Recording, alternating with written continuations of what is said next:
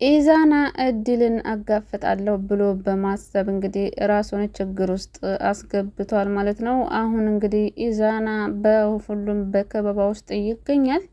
ኢዛና ለልዑል ይደውልና የምነግርህ ነገር አለኝ ቶሎና ቶሎ ይለዋል። ምክንያቱ ደግሞ ምንድነው የምትነግረኝ? ንገረኝ በስልክ ቢለውም አይ በስልክ የሚነገር ነገር አይደለም በአካል ነው የምነግርህ ብሎ እንግዲህ ልዑልም መጥቷል። ልዑል ሲመጣ ግን እኔ የምልህ እንዲያው እንደዚች አይነት ሴት አልመሰለችኝም ነበረ። ባለፈው ያስተዋወቅኩ ልጅ እድል የምትባል ፍቅረኛ ናትና እንደዚህ መሆኗን ሳላቅ ነበር ያፈቀርኳት። ነገር ግን በእኔ ላይ የችት እያደረገች መስሎኝ ስልክ ተደብቄ ስታወራ ሰማዋትና እናቴን እንዳስገደለችው ሰማሁኝ ብሎ እንግዲህ እያለቃቀሰ ይጀምራል። ነገር ግን ቶሎም ለማውራት ፈቃደኛ አልነበረም። ልዑልም እባክህ ቶሎ ተናገር የምትናገር ከሆነ ብሎ እንግዲህ ቶሎ እንዲናገር አድርጎታል። ነገር ግን ልዑል አላመነውም።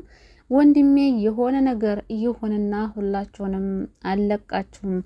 አሁን እንግዲህ ደውላና እድል እንድትመጣ አድርጋት ይለዋል። እድል ግን አሁን ራሷን ስታ ወድቃ ብዙ ሰዓት እየጠበቋት ነበረ። እንግዲህ ባለፈው ክፍል እንደነገርኳችሁ እድል ምንም አትሆንም። ምክንያቱም ደግሞ ያዳ ተደብቆ እያዳመጠ ነው፣ ሁኔታቸውን እየተጠባበቀ ነው ብያችሁ ነበረ። እናም ያዳ ከተደበቀበት ወጥቶ እንግዲህ አቤኒ እድልን እንዳይገላት አድርጎታል። በቃ ተረጋጋ እባክህ ያልሆነ ነገር እንዳታደርግ ይለዋል። አቤኒ በጣም ነው የተናደደው። በዛ ላይ ግን ብዙ ስለጠጣች ራሷን ስታ ወድቃ ቢጠብቋት ልትነሳ አልቻለችላቸውም ነበረ። እና አቤኒ እባክሽ ተነሺ እያለ እንግዲህ ሲቀሰቅሳት ነበር፣ ልክ እንቅልፍ እንደተኛ ሰው ማለት ነው። እና ከእንቅልፏም ያው ራሷን ከሳተችበት ስትነሳ ያፋጥጧታል ሁለቶችም። የታለች ዜማዬ? ምን አድርገሽ ምንድን ነው እያወራሽው? በሚሏት ሰዓት እንግዲህ እኔ ዜማዬ አላየሁም፣ እንዴት እኔ ለምን ብዬ ነው እኔ ማግታት? ለምንስ ብዬ ነው እኔ ማስወግዳት? በምትለው ሰዓት እና ቅድም እኮ ተናግረሻል ሙታለች ብለሽኛል እኮ በሚላት ሰዓት ግን ሌላ ውሸት እንግዲህ እያሰበች እየፈጣጠረች ስታወራቸው እኔ እኮ እንደዛ ያልኩት ዜማዬን ረስቶ የኔን ፍቅር ተቀብሎ አብረን እንድንኖር ፈልጌ ነው ብላ ነግራቸዋለች። ነገር ግን አቤኒም ሆነ ያዳ ሊያምኗት አልቻሉም። ምክንያቱም ደግሞ አንቺ እኛ እያፈላለግ ነው የነበረውን ልጅ እንዴት አንቺ ተደብቀሽ ታገኘዋለሽ? ስለዚህ አንቺ የዜማ መጥፋት እጅ እንዳለበት ደርሰንብሻል ብለው ያስደነግጧታል። እሷ ግን እንደዛ አይደለም እኮ እንደዛ ሳይሆን እኮ እናንተን ተደብቄ እሱን አግኝቼ እውነታውን አጣርቼ እኮ ለእናንተ ልነግራችሁ ስለነበረ ነው ብላ ሌላ ውሸት ተዋሻቸዋለች። ይህንን ውሸት እየዋሸች እያለ እንግዲህ ኢዛና ይደውላል። ምክንያቱም ደግሞ ኢዛና ሲደውል ያዳም ታዲያ እድልን ይኸውልሽ ስልኩን ከፍ አድርገሽ አውሪ፣ ነገር ግን ያለሽበትን እንዳትናገሪ፣ እኛ አብረንሽ እንዳለን እንዳትናገሪ ብሎ ያስፈራራታል። እሷም ታዲያ እየተንቀጠቀጠች ስልኩን ላውዲት አደርገውና እሺ ኢዛና እንዴት ነህ ትለዋለች። ደህና ነሽ ይላል። እንግዲህ ከኢዛናም ጋር ልዑል ተገትሮ እያስፈራራው ይገኛል። ከእድልም ጋር አቤኒና ያዳ እያስፈራሯት ይገኛሉ። ሁለታቸውም እንግዲህ እጅ ተፍንጅ ተይዘው የሚያወሩት ግራ ገብቷቸዋል። ጭንቀት ውስጥ ሆነዋል ሁለቶችም። እንግዲህ መጥፎ ሰው የሰራ ሰው መጨረሻው አያምርም። ለምን? መልካም ነገር ለራስ ነው ይባላል እኮ። መጥፎም ነገር ለራሳችሁ ዙሮ መጥቶ ዲፍት ያደርጋችኋል። መልካም ነገር ብትሰሩም ዙሮ መጥቶ መልካምነታችሁን ይከፍላችኋል። እና መልካምነት ለራስ ነው፣ መጥፎም ብትሰሩ ለራሳችሁ ነው የሚባለው ነገር እኮ እውነት ነው። መጥፎ ሰርቶ በሰላም መኖር የለም። ጥሩ ነገር የሰራም ጥሩ ነገር ይገጥመዋል ማለት ነው።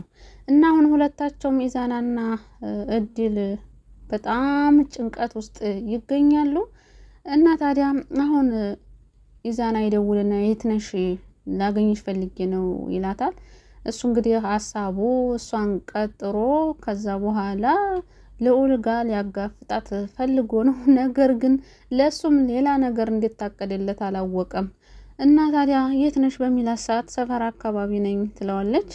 እሺ አንተ ሴት ነህ በምትለው ሰዓት እሱም ያለበትን ይነግራታል። ከዛ ይቀጣጠራሉ፣ ስልኩን ይዘጋሉ። ከዛም በኋላ አቤኔም በቃሽ ልብስ ልቀይር ብሎ ልብሱን ይቀይራል። አቤኔ ልብስ በሚቀይርበት ሰዓት ግን ኑሃ ትደውላለች ለያዳ ትደውልና አስቸኳይ ነገር ሚስጥር የምነግርህ ነገር አለኝ ቶሎና በምትለው ሰዓት የምን ሚስጥር ነው ንገሪ በስልክ ሲላት አሁን አጠገብህ ማን ያለው ስለዋለች አቤኔ ነው ያለው በሚላት ሰዓት በቃ ስንገናኝ ነው ማወራት ትለዋለች። የሚገናኙበትን ቦታ ይነግራታል። እንግዲህ የሚገናኙበት ቦታ ያው ኢዛናና ድል የተቀጣጠሩበት ቦታ ነው ማለት ነው የሚያገኛት። የምን ሚስጥር የምትነግራችሁ ይመስላችኋል? ያው እንግዲህ ኑሃም የምትነግረው ሚስጥር ያው እዚሁ ነው። እድልና ኢዛና እጃቸው እንዳሉበት ነው የምትነግረው ኑሃም ብትሆን ማለት ነው። ከዚህ የዘለለ ሌላ ሚስጥር ምን ትነግረዋለች? ለማንኛቸውም እንግዲህ አሁን ኢዛና እድል ለመጉዳት አስቦ ነው እና ደግሞ እድልም ደግሞ ኢዛናን ለመጉዳት እያሰበች ነው። ምክንያቱም ደግሞ አሁን አቤኔና ያዳ አብረውኝ መተው ኢዛናን ሳገኘው እንደው ፈጣሪ አደራህ እንዳታዋረደኝ የሆነ ነገር ሹክ በለኝ እያለች ትገኛለች። ሁላቸውም እንግዲህ ድልም ኢዛናም ያዳም እንዲሁም ኑሃም ወደ ኢዛና እየገሰገሱ ነው። እንግዲህ ሁላቸውም ሲገናኙ ምን ይፈጠራል? ልዑልም ከነ ያዳና ከነ አቤኔ ጋር ሊገናኝ ነው። እንደገና ኑሃ በቃ ኢዛናም እድልም በቃ ሁላቸውም ባንድ ሊገናኙ ነው። እንደው በቀጣይ ክፍል በጣም የሚገርም ነገር ነው የሚፈጠረው። ነገር ግን ክፋታቸው ደግሞ ቶሎ አይለቁም። እንዲው አመጣው ነው እንደሚለቁት እንዲው በአመታቸው ነው ቪዲዮ የሚለቀቀው እንጂ በጣም የሚያጓጓ ነገር ነው የሚፈጠረው ማለት ነው። ነገር ግን ኢዛና እድልን ልጎዳ ያለው ብሎ አስቦ ነበር። ነገር ግን ራሱ ነው የሚጎዳው ማለት ነው። ምክንያቱም ከዚህ በፊት ታስታውስ ከሆነ የኢዛና ፎቶ ተለጥፎ ልዑል አግኝቶታል ማለት ነው። እንግዲህ ልዑል ፎቶውን የተለጠፈበት ምክንያት ያው ብር ተበድሬ መክፈል ስላቃተኝ እያፈላለጉኝ ነው ብሎ ዋሽቷቸዋል። ግን ደግሞ ያዳና አቤኔ ሲያገኙት ከዛ ኢዛናን እንግዲህ ልዑል ፊት ነው የሚያሳፍሩት ማለት ነው። የት ጠፍተህ ነው? ምንድነው? የጓደኛ የት ነው ሲል እንግዲህ ልዑልም ይሰማል። ከዛ በኋላ እንግዲህ በጣም ከባድ ነገር ነው የሚፈጠረው በመካከላቸው ማለት ነው። ምክንያቱም ደግሞ ልዑልም እነዚህን ያዳንና አቤኔን እየፈለጋቸው ነበረ። ነገር ግን አቤኔና ያዳ ልዑልን አያውቁትም፣ የናቴ ወንድም መሆኑንም አያውቁትም። ብቻ እነሱም ደግሞ እኛም እኮ እየፈለግነው ነው ብለው እንግዲህ ለልዑል ይነግሩታል። እና በጣም ከባድ ነገር ነው የሚፈጠረው በቀጣይ በክፍል 48 ማለት ነው። እንግዲህ ኢዛና እድል በስልክ ስታወራ ሰምቻታለሁኝ ወንድምህንና እንዲያስገደለችው ምናምን ነገር ሲል ግን እና ኦል በጣም ነበር የተናደደው። እንግዲህ የኢዛናን አንገት አንቆ ሲጥ ሊያደርገው ነበረ። ምክንያቱም አላመነውም። በዛ ላይ ፍቅረኛ ናት ብሎ ነው የተናገረው። ስለዚህ ያንተ ፍቅረኛ ከሆነችማ እጃችሁ የሁለታችሁም እጅ አለበት ብሎ ነው እንግዲህ ተጠራጥሮ አንገቱን የያዘው ማለት ነው። እንግዲህ ኢዛና ያው በራሱ እጅ ነው እንግዲህ ወጥመድ ውስጥ የገባው። ምክንያቱም እድልን አጋፍጣለሁኝ እኔ ነፃ ወጣለሁኝ።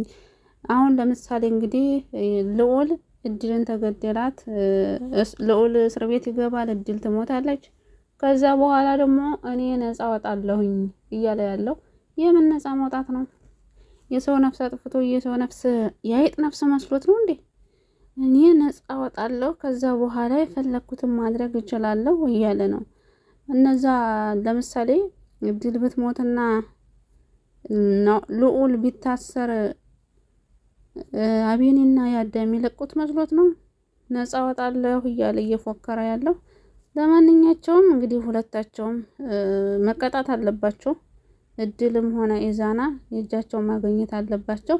ብር እያለ የሚደውለው ናቲ ደግሞ እስካሁን ድረስ ደግሞ ጠፍቷል። አሁን እየደወለ አይደለም። በነገራችን ላይ ያው ደቂቃይቱ አጭር ናት፣ 15 ደቂቃ ነው። ጠፍተው ይመጣሉ። በዛ ላይ ደግሞ ደቂቃውን በጣም አጭር ነች። ዜማዬ አትጥፉ። ዜማዬ ድራማ ተከታታዮች ለምንድን ነው የምትጠፉት እንዴ? ተወዳጅ ስለሆናችሁ ኮርታችሁ ነው እንዴ?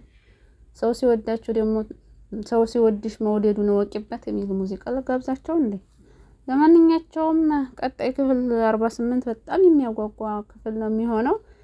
ለዚህ ቻናል አዲስ ከሆናችሁ ሰብስክራይብ፣ ነባሮች ደግሞ ላይክ እና ሼር እያደረጋችሁ ቤቱን ተቀላቀሉ። ዜማዬና ናቲ ናፍቀውናል ይምጡልን እያላችሁ መኮመታችሁን አትርሱ። ዜማ አልሞተችም፣ ናቲም አልሞተም፣ ግን ይምጡልን ተናፍቀዋል። ምን ነው አበዛችሁት እናንተ እንዴ? አምጧቸው እንጂ በቃቸው። ዜማዬና አቤኔ መገናኘት አለባቸው እንዴ! እድልም መሞት ሳይሆን እስር ቤት ገብታ መቀጣት ነው ያለባት። ሞትማ እረፍት ነው፣ ሁሉም ሰው ይሞታል። ነገር ግን ደግሞ ሁለታቸው ኢዛናም ሆነ እድል መቀጣት አለባቸው፣ ትምህርት መውሰድ አለባቸው፣ የእጃቸውን ማግኘት አለባቸው። ነገር ግን ልዑል ሩጦ ወደ ማነቅ ነው የሚቀናው። ብቻ በጉጉት እንጠብቃለን ክፍል 48ን። በጣም የሚያጓጓ ነገር ነው የሚፈጠረው። ቶሎ ልቀቁልን።